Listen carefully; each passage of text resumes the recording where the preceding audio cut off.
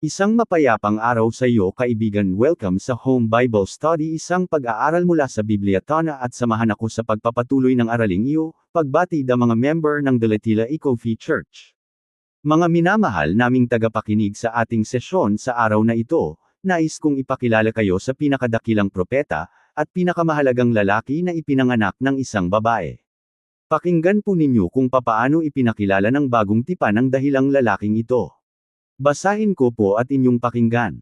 Nang mga araw na iyon ay dumating si Juan Bautista, na nangangal sa ilang ng Judea, na nagsasabi, magsisi kayo sapagkat malapit na ang kaharian ng langit.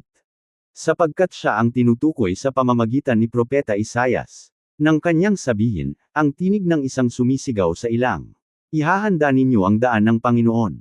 Tuwiran ninyo ang kanyang mga landas. Si Juan ay nagsusuot ng damit na yari sa balahibo ng kamelyo at ng isang pamigkis na balat sa kanyang baywang. Ang kanyang pagkain ay mga balang at pulot-pukyutan. Pumunta sa kanya ang mga mamamayan ng Jerusalem, ang buong Judea at ang buong lupain sa paligid ng Jordan. At sila ay kanyang binautismuhan sa ilog ng Jordan na ipinahahayag nila ang kanilang mga kasalanan. Ngunit nang makita niya ang marami sa mga Pariso at Seduso na nagdatingan upang magpabautismo, sinabi nila sa kanila, kayong lahi ng mga aupong, sino ang nagbabala sa inyo upang makatakas sa puot na darating? Mamunga kayo ng nararapat na pagsisisi. At huwag ninyong sabihin sa inyong sarili, si Abraham ang aming ama. Sapagkat sinasabi ko sa inyo, na kaya ng Diyos na gumawa ng mga anak ni Abraham mula sa mga batong ito. Ngayon pa lamang ay nakalagay na ang palakol sa ugat ng mga puno at ang mga punong kahoy na hindi mabuti ang bunga ay pinupuputol at inihahagis sa apoy. Binabautismuhan ko kayo sa tubig para sa pagsisisi. Ngunit ang darating na kasunod ko ay mas makapangyarihan kaysa sa akin. Hindi ako karapat-dapat magdala ng kanyang sandalyas. Kanyang babautismuhan kayo sa Espiritu Santo at sa apoy. Nasa kamay niya ang kanyang kalikay at lilinisin niya ang kanyang giikan. Titipunin niya ang kanyang trigo sa kamalig. Ngunit ang ipa ay susunugin niya sa apoy na hindi mapapatay. Mga gilid kong tagapakinig, iyan po ay matatagpuan sa aklat ng Mateo, Kabanata 3, talatang 1 hanggang sa 12. Ito po ang introduksyon o pagpapakilala sa napakahalagang tauhan sa banal na kasulatan. Wala pong ibang tauhan sa kasulatan na mas makabuluhan kaysa kay Juan Bautista. Subalit napakaliit na espasyo ang inilaan sa kanya. Hindi siya ang Juan na isa sa mga apostol. Hindi siya ang may akda ng mga ebanghelyo. Ang mga sumulat sa dulong bahagi ng bagong tipan ay ang aklat po ng pahayag. Siya ay si Juan Bautista. Sinabi ni Jesus na ang taong ito ang pinakadakilang lalaki na naipanganak ng isang babae. Kayo mga kaibigan na nakasama namin sa pagsusuri ng lumang tipan at ng mga aklat ng mga propeta. Sino po sa palagay ninyo ang pinakadakilang propeta? Sa palagay ko ay si Moses, dahil ipinang-aral ng lahat ng mga propeta ang mga isinulat ni Moses.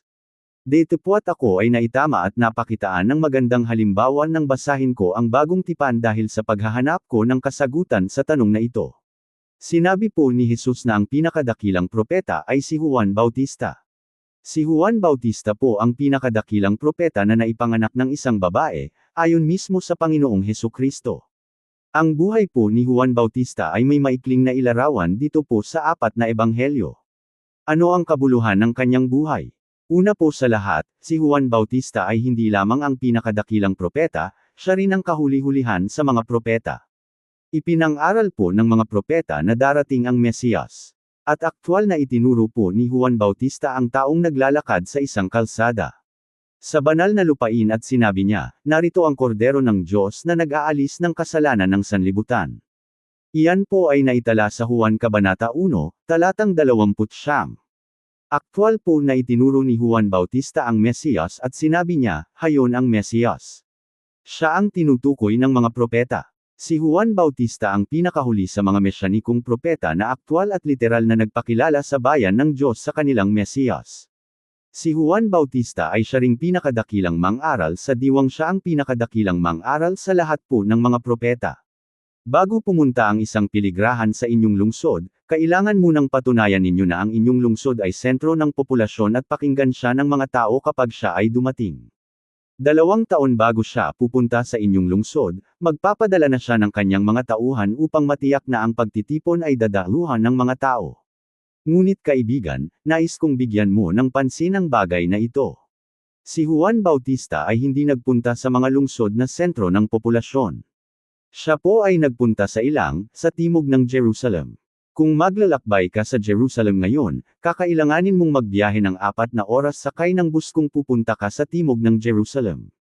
Pagkatapos ng 4 na oras na biyahe, ituturo sa iyo ang Jordan at sasabihin sa iyo doon sa banda roon, nangangaral si Juan Bautista. Sa 4 na ebanghelyo, mababasa po natin na ang mga tao na galing sa Jerusalem at Juda ay naglalakad ng 2 araw papunta sa Jordan upang mapakinggan lamang ang pangangaral ng taong ito. Sa isang pagkakataon, tinanong ni Jesus ang mga taong ito, bakit ninyo ginagawa ito? Kayo mga Pariso at Seduso, bakit ninyo iniwan ang inyong mga sulad na aklatan at mga aklat? Bakit kayo pumunta doon upang pakinggan ang pangangaral ng taong ito? Ano ang ninanais ninyong makita doon?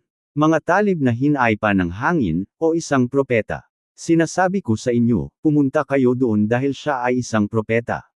Iyan po ay sa Mateo Kabanata 11, talatang 7 hanggang sa 7.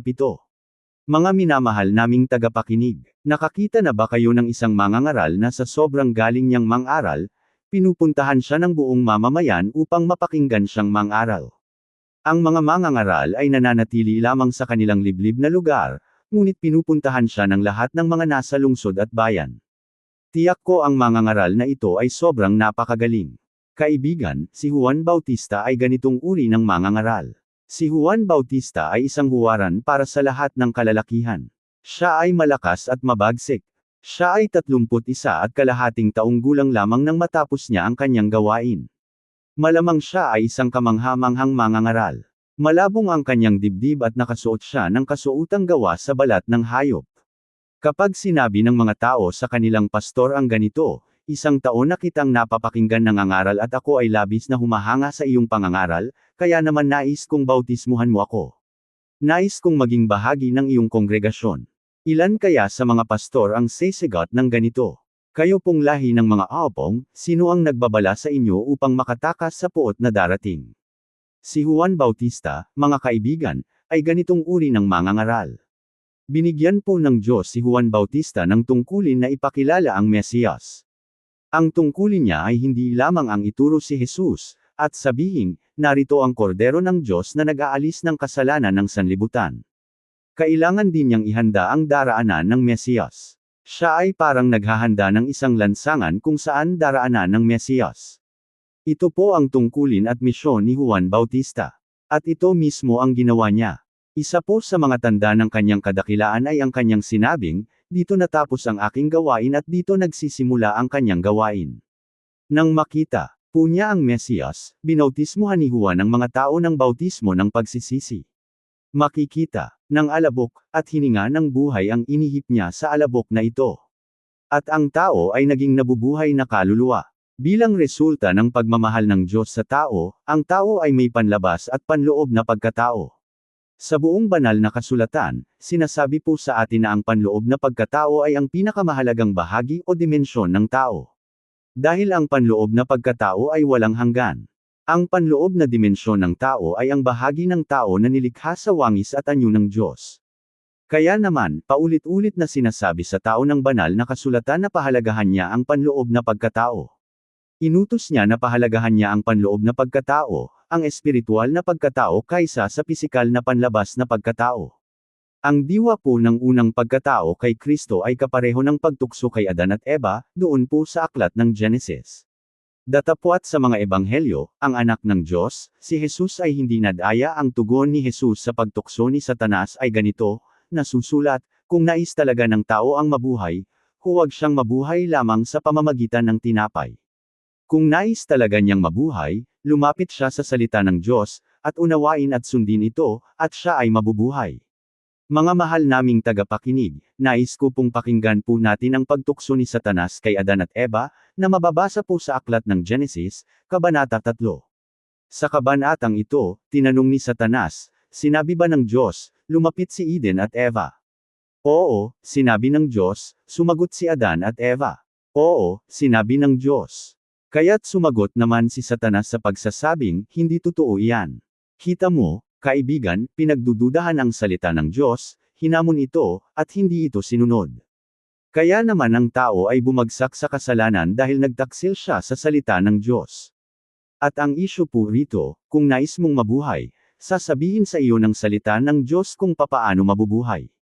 Ano ang dahilan kung bakit sinabi nating ang kasulatan ay tungkol sa buhay at tutulungan ka ng buhay upang maunawaan ang kasulatan?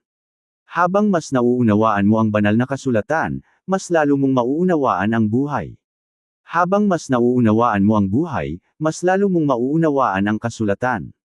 Nagbibigay liwanag sa isa't isa ang banal na kasulatan at maging sa buhay po natin. Layunin ng Diyos na ang kasulatan ay tayo ay mabuhay. Ganito sinagot ni Jesus ang unang pagtukso sa kanya.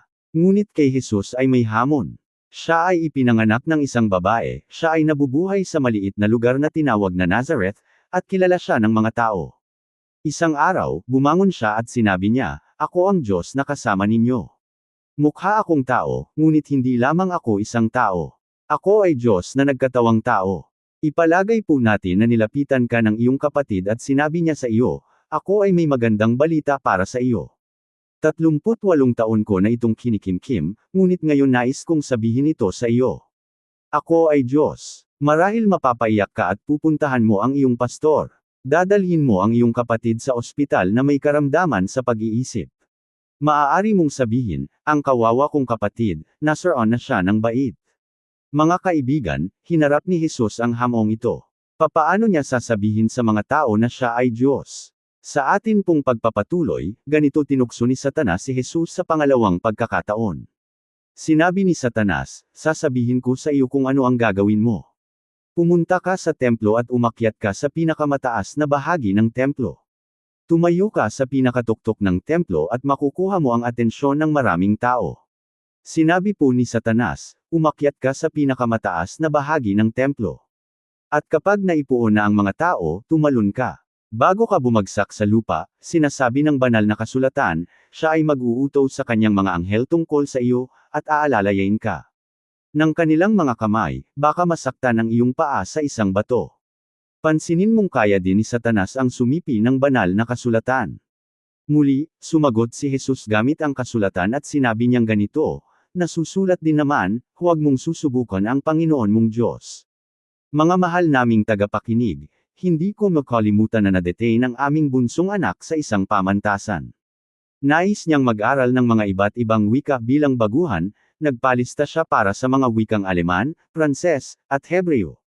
Naisip ko, ano kaya ang mangyayari kapag nakipagpulong ako sa pinuno ng departamento ng mga wika at sabihin kong, kami ang magulang ng batang ito. Mahal namin siya at nais naming malaman mo ang ilang impormasyon tungkol sa kanya. Una-una, ayaw niya ng mga pagsusulit. Sa katunayan, kinakabahan siya tuwing kukuha siya ng pagsusulit. Naging dahilan ito upang malungkot siya. Kaya naman ayaw namin na bibigyan ninyo siya ng pagsusulit habang siya ay nasa kanyang pamantasan. Mga mahal naming tagapakinig, kung ginawa namin iyon, sa palagay mo tatanggapin siya? Ipalagay nating sinabi namin, sa katunayan, napakagaling ng aming anak sa wikang Aleman. Pinag-aralan niya ito ng 5 taon. Iharap ninyo sa amin ang iyong pinuno, at siya ay susubukan ng aming anak upang malaman kung meron nga ba siyang kakayahang magturo ng mga wika. Sa palagay mo, tatanggapin nila ang hamon na ito? Makikita mo, kaibigan, na ang sinabi ni Jesus kay Satanas ay ito, kung ang isang tao ay mag-aaral sa pamantasan ng pananampalataya, wala sa kanya ang karapatang subukan ng Diyos. Ang Diyos ang may karapatang subukan siya, at bigyan siya ng iba't ibang pagsusulit.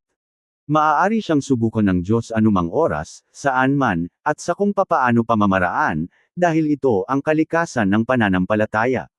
Datapwat hindi karapatan ng tao ang subukan ng Diyos. Saan niya nakuha ang ideya na dapat nating subukan ang Diyos? Saan natin nakuha ang ideya na kailangan ng Diyos ang magbigay ng patunay sa atin? Ito po ang diwa ng pangalawang pagtukso ni Satanas kay Jesus. Upang maintindihan po natin ang pangatlong pagtukso ni Satanas kay Jesus, kailangan mong maintindihan ang isang mensahe na matatagpuan sa buong banal na kasulatan. Kapag sinala mo ang mga mensahe ng kasulatan ng maraming beses, makukuha mo ang mensaheng ito, Diyos muna. Hindi komplikado ang unahin ang Diyos, ngunit hindi rin po ito madali. Makikita mo, kaibigan, na kapag ang Diyos ang una, walang iba ang maaaring manguna. Walang iba ang dapat manguna maliban sa Diyos. Ang pangunahing pagtukso ni Satanas kay Jesus ay ganito ka-simple: unahin mo ang anumang bagay maliban sa Diyos. Unahin mo ang iyong sarili. Sa pangatlong pagkakataon, sumagot po si Jesus gamit ang banal na kasulatan at sinabi po niya, nasusulat, sambahin mo ang Panginoon mong Diyos, at siya lamang ang iyong paglilingkuran. Nakita mo, kaibigan, na kapag pinaglilingkuran mo ang Diyos, hindi ka maaaring magsilbi sa iba. Sinasabi po sa Salmo Kabanata 23, ang Panginoon ang aking pastor. Kung ang Panginoon ang aking pastor, hindi maaaring magkaroon pa ako ng ibang pastor.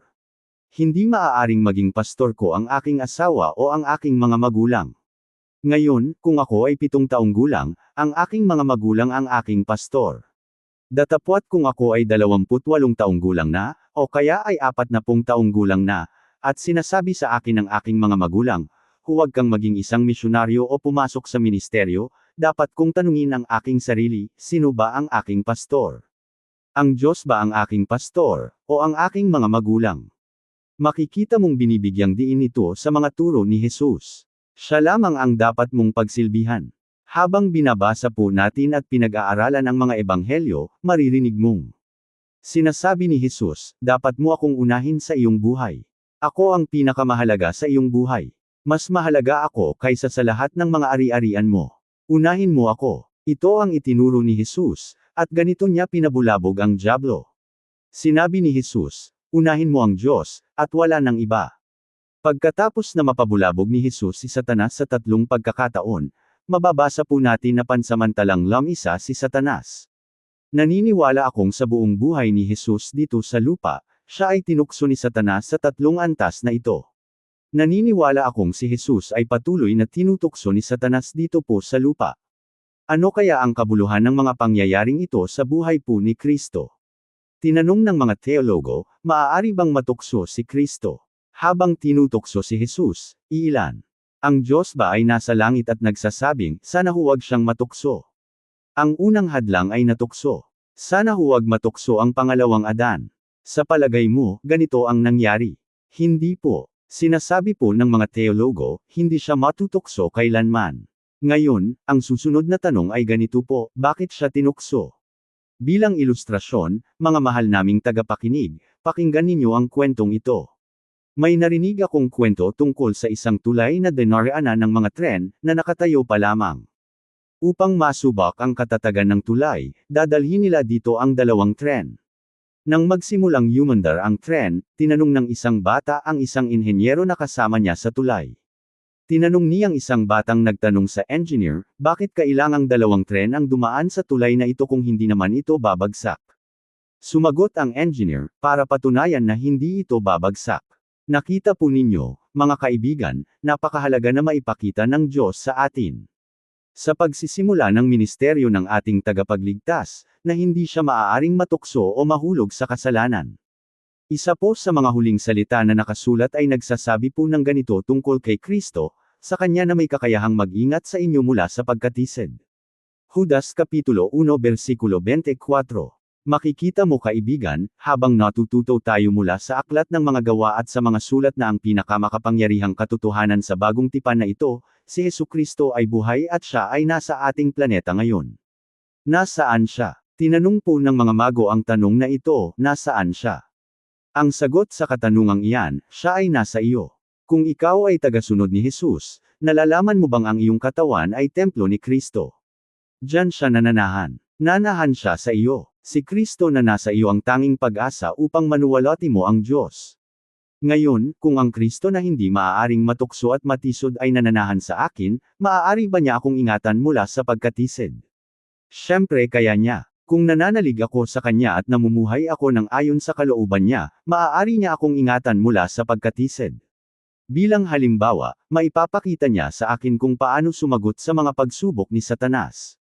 Dahil palaging sinasabi sa atin ni Satanas, unahin mo ang pisikal at pangalawa lamang ang espiritual.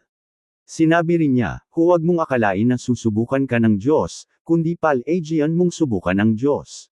Huwag mo siyang pagtiwalaan, dagdag pa ni Satanas. Subukan mo siya. Ito po ang mga estratehiya ng dyablo upang tayo ay maliga. Dinadala tayo ng pangatlong pagsubok, ng harapan, sa kaaway ng ating kaluluwa at ating pakikipagrelasyon sa Diyos. Unahin mo ang unang bagay, maliban sa Diyos. Unahin mo ang iyong mga magulang. Unahin mo ang iyong asawa. Unahin mo ang iba pang tao. Unahin mo ang iyong pinuno. Unahin mo ang iyong negosyo. Unahin mo ang iyong pinansyal na seguridad. Unahin mo ang anumang bagay maliban sa Diyos. Mga kaibigan, ganito tayo inilalayo ni Satanas mula sa pinakamabuting bagay na laan ng Diyos para sa atin. Ang pinakamalaking kaaway ng pinakamabuting bagay na laan ng Diyos para sa atin ay ang mga bagay na mabuti lamang. Inaalok tayo ng kaaway ng mga bagay na mabuti kapalit ng mga pinakamabuting bagay na laan ng Diyos para sa atin. Kaibigan, kung nais ng Diyos na ikaw ay maging misyonerong manggagamot, hindi ka tutuksuhin ni Satanas na manloloob at magnakaw ng isang bangko. Batid din ni Satanas na hindi mo gagawin iyon. Kaya naman sasabihin ni Satanas sa iyo ang ganito, alam mo, kailangan natin ng mga manggagamot dito. Mabuting dam ito ka na lamang. Tutuksuhin din tayo ni Satanas na gawin ang mabuting bagay upang hindi natin maranasan ang pinakamabuting bagay na laan ng Diyos. Nais ng Diyos na unahin natin siya. Kapag inuna natin ang Diyos, maipapasa sa atin ang pinakamahalagang bagay na laan ng Diyos. Patuloy tayong tinutukso ni Satanas na unahin ang unang bagay maliban sa Diyos. Tutuksuhin ka ni Satanas na tanggapin ang anumang bagay maliban sa pinakamabuting bagay na laan ng Diyos para sa iyo.